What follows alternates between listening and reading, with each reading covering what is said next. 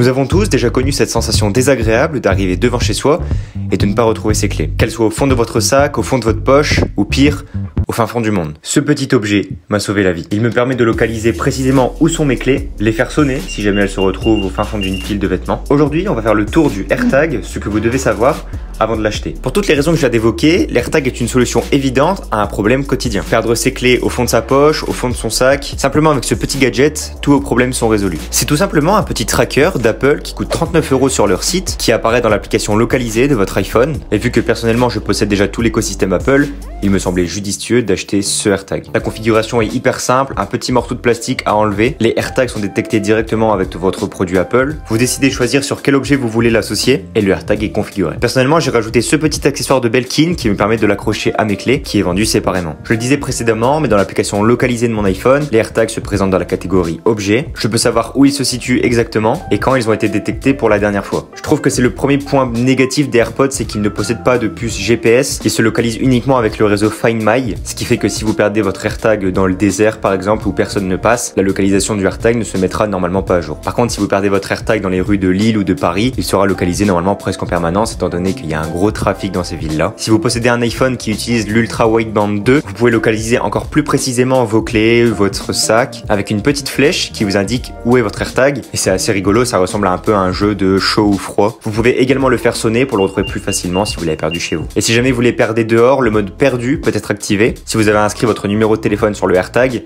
la personne qui le retrouvera pourra vous téléphoner. Le deuxième point négatif du AirTag, c'est qu'il fonctionne avec une pile et forcément vient un moment où il n'a plus d'énergie, donc il faut remplacer cette pile. Alors vous inquiétez pas, la pile du AirTag tient très longtemps, il n'y a pas de souci, mais c'est juste un peu relou de devoir la changer, même si vous devez faire ça à peu près minimum 2 fois dans une année. Ce que je trouve vachement intéressant avec le AirTag, c'est que vous pouvez en placer plusieurs, notamment sur votre sac, sur votre vélo, sur vos clés. Et je trouve même qu'au niveau de la charge mentale, ça libère de savoir que même si vous ne savez pas précisément où sont vos clés, vous rendez l'application localisée, vous pouvez tout de suite savoir où elles sont. Voilà comment j'ai transformé mes clés en clés connectées avec l'AirTag. Vous pouvez à présent me dire dans les commentaires si vous comptez l'acheter. Est-ce que vous utilisez d'autres trackers connectés? N'hésitez pas à donner vos références dans les commentaires, ça pourrait peut-être en intéresser d'autres. Ou alors également si vous utilisez un AirTag au quotidien, n'hésitez pas non plus à me le dire. Sur ce, c'était Johan et je vous souhaite de passer à tous une très belle journée.